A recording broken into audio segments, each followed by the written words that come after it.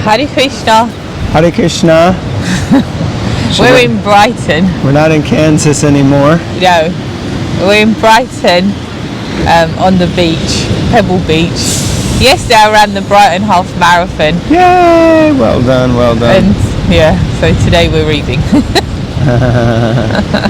So you can see behind us, although it looks like a postcard, maybe a painted image, but this is the real deal. Yeah, it's beautiful, isn't it? Look at the waves, the sound is lovely, so calming. And just over here, the sun is literally just risen. Yeah. So it's very early in the morning. So yes, wonderful, wonderful time to read the Bhagavatam. Surya Bhagavan Ki Jai. Jai. Okay, so where are we at? You tell us, because I see. I didn't bring my book. You're bookless. It's Canto 3, Chapter 22. Is it? Yep. Yeah, and text 22. And the title of the chapter is Marriage of Kardama Muni with Devahuti. Okay, very good. Om Namo Bhagavate Vasudevaya. Om Namo Bhagavate Vasudevaya. Om Namo Bhagavate Vasudevaya. Alright, text 22. After having unmistakably known the decision of the queen as well as that of Devahuti, the emperor most gladly gave his daughter to the sage, whose host of virtues was equalled by her. By hers. Hers. Meaning her virtues. Yes. Text 23. Empress Satarupa lovingly gave most valuable presents suitable for the occasion, such as jewelry, clothes, and household articles in dowry to the bride and bridegroom. Purport. The custom of giving one's daughter in charity with a dowry is still current in India. The gifts are given according to the position of the father of the bride. Paribahan Mahadanam means the dowry must be awarded to the bridegroom at the time of marriage. Here Mahadanam means greatly valuable gifts befitting the dowry of an empress. The words Bhusha Vasa Parichadan also appear here. Bhusha means ornaments, Vasa means clothing, and Parichadan means various household articles. All things befitting the marriage ceremony of an emperor's daughter were awarded to Kardama Muni, who was, until now, observing celibacy as a brahmachari. The bride, Devahuti, was very richly dressed with ornaments and clothing. Okay, so interesting excuse me, concept, statement about the dowry. Of course, there's again can be negative terms around this principle of dowry. Yeah. That almost is like a bribe to take my daughter, kind of thing. Yeah. Go ahead. Also, in terms of just the Indian culture, it can also be where the groom's family are not nice to the incoming daughter-in-law, demanding more dowry, or not happy with the dowry, and things like abuse do and can take place. Yeah, so but that's not what the dowry is, you know. No, that that does occur. It's given, as far as I've understood, in order to continue to look after the bride, to it's like there's a dowry, it's not a bribe, it's like here comes the daughter and she comes with all of this, and it's there, if there is ever any hardship, but it's sort of like, not to say a payoff, but it's kind of like, here, this is a kind of pension plan for looking after my daughter and for the future. So then you can see here, this Swayambhuva Manu is like, he's the Manu, so he's giving a Mahadanam, which is like a great dowry, he's giving with his daughter. Anything else? No. In this way, Kardama Muni was married with full opulence to a qualified wife and was endowed with the necessary paraphernalia for household life.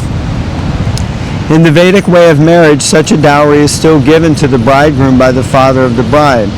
Even in poverty-stricken India, there are marriages where hundreds and thousands of rupees are spent for a dowry. The dowry system is not illegal, as some have tried to prove. The dowry is a gift given to the daughter by the father to show goodwill, and it is compulsory. Interesting. In rare cases where the father is completely unable to give a dowry, it is enjoined that he must at least give a fruit and a flower.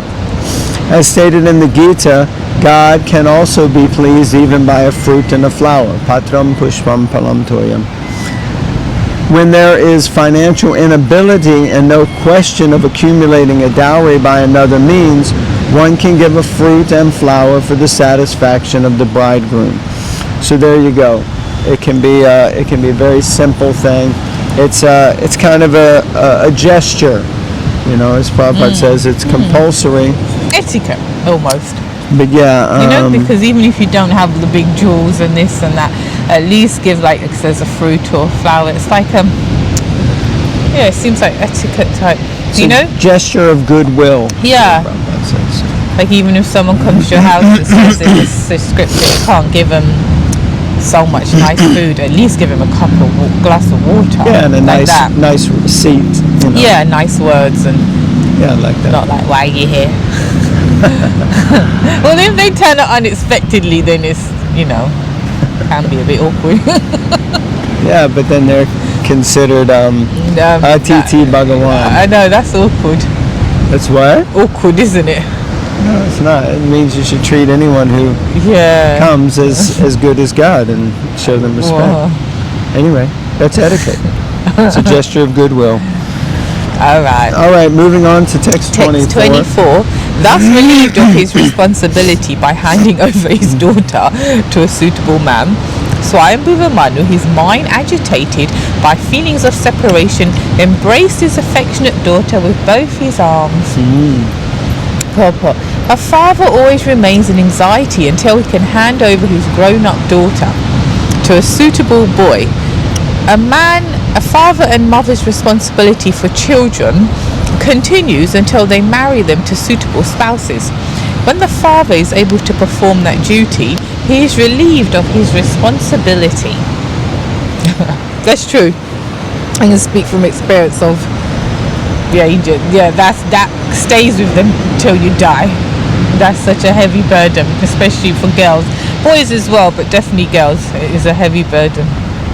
Definitely.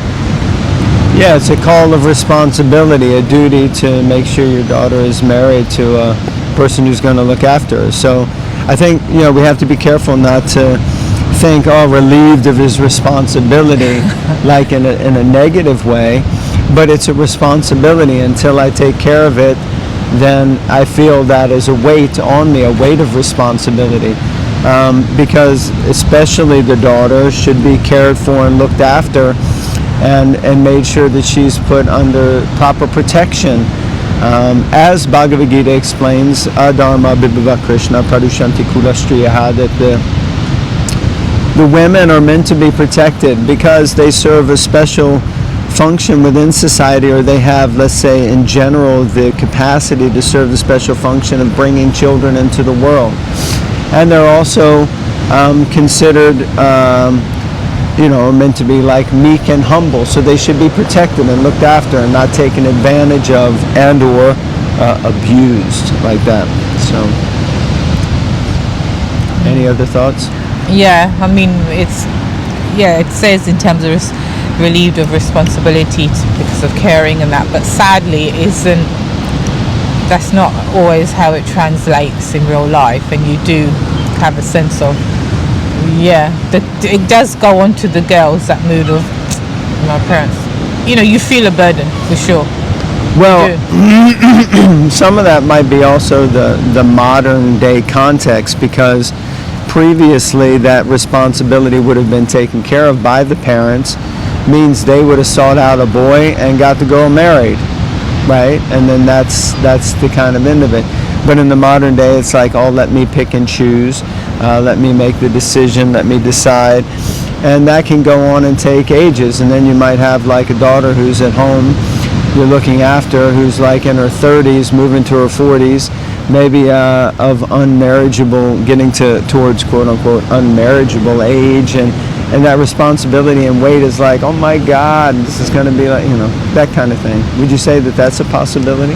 That's one possibility, yes. So then, yeah, you might start to feel some pressure. Because it's being left up. Sometimes the parents do relay that, that's my point. Well, they do. But yeah, I mean, but it's like anything, if anything goes on for such a certain amount of time, and someone's not doing something about it, and then someone says something, and then you criticize them for saying something. No, but even when like a girl is born. Oh no, it's a girl. Oh. I don't want to get anyone anti-Indian stuff here, but it's like, so-and-so's having a baby, when they have the baby, what was it? It was a girl. Yeah, well, I don't think that's only in kind of Indian culture, although it may be predominant, or it may be a strong tendency in that, but in many cultures it's like that. Many cultures, and I guess in one sense you could say especially Eastern cultures, but it's not like that either. So in general, it's not such a nice thing that, but because it's seen as a weight of responsibility, and there's lots of added dangers that come along with having a daughter, especially in the modern day, so many other things can go on. So, but nevertheless, as we've said, it shouldn't be a cause for neglect, abuse, or any awkwardness like that, because all jivas are powerful. Some of our most powerful personalities are ladies, and we're kind of opening up a whole lady thing, and that really isn't the point here. So we're going to move on. Text 25.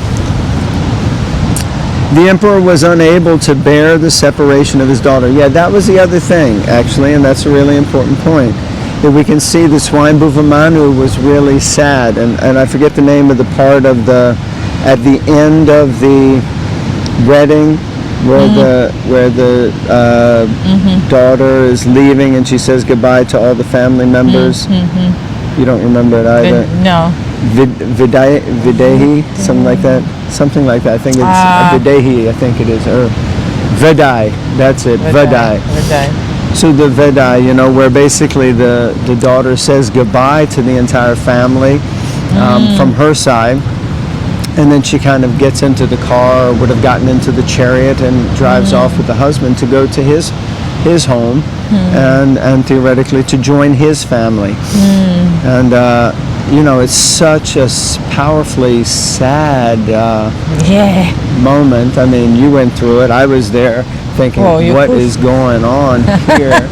And then, you got in the car and you were all crying and sad, and I was like crying and sad, and I thought, what a wonderful way to start our marriage. But it's a point that it's an ending, it's a conclusion to a specific chapter of one's life, and it's a new beginning, and closure on a chapter is often, it can be sad. And we see here Swayambhuva was very attached to his daughter. Yeah. And so the next verse continues with that, so we'll carry on so we can finish that. The emperor was unable to bear the separation of his daughter, therefore tears poured from his eyes again and again, drenching his daughter's head as he cried. As he cried, "My dear mother, my dear daughter." Now we're going to find out why he says "my dear mother" and "daughter." I'm just wondering if that word is in here. No, it might explain it in the purport. Yeah.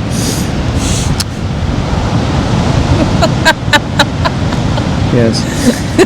The word Amba is significant. A father sometimes addresses, and I wasn't talking about that. I was wondering if the word Vadai was in here, because that's actually what's happening here. But that's more maybe a Gujarati word. The word Amba is significant. A father sometimes addresses his daughter in affection as mother, and sometimes as my darling. The feeling of separation occurs because until the daughter is married, she remains the daughter of the father. But after her marriage, she is no longer claimed as a daughter in the family. Interesting. She must go to the husband's house, for after marriage she becomes the property of the husband. You hear that? Do you hear that? You're my property. Yeah, I'm just kidding. She must remain the property. According to the Manu Samhita, a woman is never independent. She must remain the property of the father while she is not married. She must remain the property of the husband until she is elderly and has grown up children of her own. In old age, when the husband has taken sannyas and left home, she remains the property of the sons. A woman is always dependent, either upon the father, husband, or elderly sons. That will be exhibited in the life of Devahuti. Devahuti's father handed over responsibility for her to the husband, Kardama Muni. And in the same way, Kardama Muni also left home, giving the responsibility to his son, Kapila Dev. This narration will describe these events one after another. Interesting. So, what do you have to say about all that? Being a lady and an Indian-bodied lady and man. Yeah, I agree. In terms of the protection, I don't think it means that it's like you're... Maybe hold on a second. Oh yeah, there's a rubbish man coming. A street cleaner guy coming. Yeah, street cleaner. Yeah, I don't think he's a rubbish man. He might be a good man. But yeah, I agree that I was definitely very sheltered. Still a bit noisy, I would say. Oh my days! Just because the people are actually trying to listen, they won't be able to hear anything. I was definitely very sheltered, and I have no regrets of it. And within that sheltering process, I was educated very well. I'm not saying but it wasn't like, oh yeah, that's it, done. Because a lot of my friends, especially of other cultures, I think we parted ways. I went on to do A-levels, they went on to get married, like that. It was quite scary, like, what? But yeah, I was very much encouraged to get an education, get a job, be your own person, but within the sheltered environment. Home.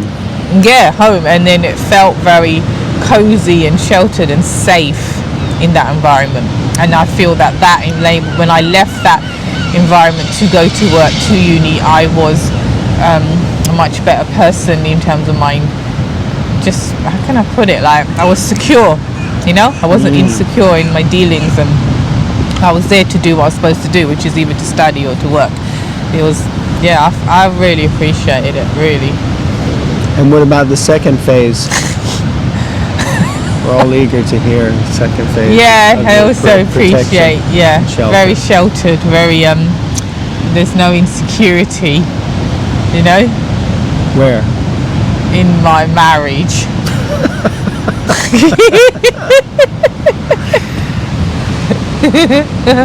Anyway, we all feel insecure sometimes, that's for sure. Yeah. And as far as the third phase, we'll have to figure it out, since we don't have any kids for you to live with. No. Like Guru Maharaj said, we just have to look after lots of devotees, and then there'll be someone to look after you, hopefully. When I take sannyas tomorrow and walk the beach at Brighton. Right. Right. Anyway, that's just a joke also. Anyway, all the rubbish people are coming now. They're not rubbish people. It's the rubbish trucks. Yeah, and people drive them. I don't think the people in them are rubbish, but I don't know them, so you never know. Okay, so we see here the Swayambhuva Manu was very, very much attached to his daughter, and again, that principle of care. Let us not take this property business principle in a wrong way. I think it can be, and I don't think it's meant like that as the property, like some slave or indentured servant, but more like under the care of, in the care of, and cared for and looked after. And on that note, the glass recycler man. We're going to finish, okay? Anyway, thank you very much. So it's a very beautiful place here in Brighton. If you ever get a chance to come down to Brighton. Very nice. And also they're wonderful, wonderful, wonderful devotees who stay here in Brighton. Yeah. And you can get connected with their programs usually on a Friday night at the Phoenix in Brighton. Okay, thank you all very much. Hare Krishna. Hare Krishna.